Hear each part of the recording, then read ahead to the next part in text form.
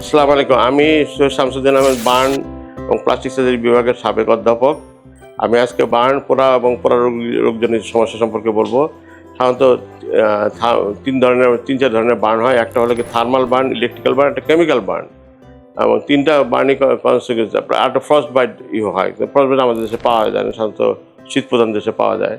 তো আমি electrical burn, chemical burn এবং থার্মাল বার্ন বা এটা হচ্ছে শীতের সময় দেখা যায় বার্নটা বেশি হয়, কারণ তখন আগুন পোহাতে থাকে এবং গরম পানিতে বিশেষ করে বাচ্চারা গরম পানিতে গোসল করতে গিয়ে এটা হয় এবং আগুন পোহাতে গিয়ে এটা বেশি হয়।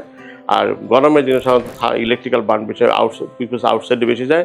তখন যেমন ইলেকট্রিক্যাল ওয়্যার পরে থাকে আননোটিস বা অসতর্কভাবে লেগে যায়, গাছে উঠতে গিয়ে ধরেন ইলেকট্রিক্যাল তার ধরে ফেলে বা ইলেকট্রিক্যাল তার পানির মধ্যে রয়েছে, এটা ধরে ফেলে, এতে ইলেকট্রিক্যাল বার্ন হয়। আর থার্মাল বার্ন তো বললাম আপনার। আর হলো কেমিক্যাল বার্ন সাধারণত এটা যারা অ্যাক্সিডেন্টালও হয় আর হোমিসাইডাল হয়। অ্যাক্সিডেন্টাল হয় কি ধরেন যারা ফ্যাক্টরিতে কাজ করে, যারা কস্টিক সোডা ওয়াশ করতে যায়, তাদের এটা কেমিক্যাল বার্ন হয়।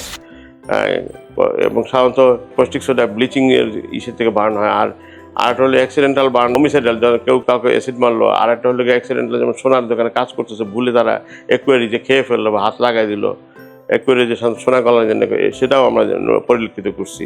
তো সবগুলি বার্নের ABCD ট্রিটমেন্ট আছে। আরও প্রথম দিকে তার সিভিয়ারিটির উপর ডিপেন্ড করে বার্নের ট্রিটমেন্ট।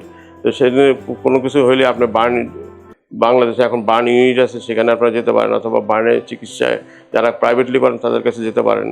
এবং ইমিডিয়েটলি এটা চিকিৎসা দেওয়া দরকার, ফ্লুইড দেওয়া দরকার, কারণ এই অনেক দূরের থেকে আনতে রুগী খারাপ হয়ে যায়। যাকে এই জন্য বার্নকে ফ্লুইড দেওয়া, অক্সিজেন, ABCD, প্রথমে রুগী মারা যায় এয়ারওয়ে।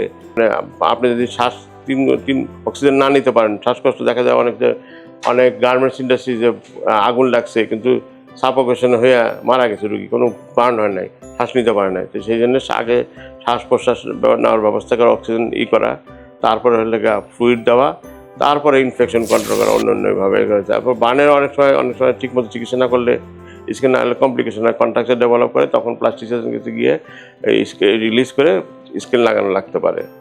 আমি আর আজকে কিছু বলতে না, বার্ন এটা বিরাট সাবজেক্ট, অনেক সময় লাগবে। তো আমি আজকে কিছু বললাম না। তো বার্ন চিকিৎসা ছোটোখাটো বার্ন হলে নিকটবর্তী যান, আর বড়ো বার্ন হলে আপনি বার্ন ইউনিটে বা বার্নের যারা কাজ করছে অভিজ্ঞ ডাক্তারের কাছে যাবেন। বার্নের কমপ্লিকেশন হলে সেটাও আপনি অভিজ্ঞ যারা বার্ন সম্পর্কে চিকিৎসা করে তাদের কাছে যাবেন।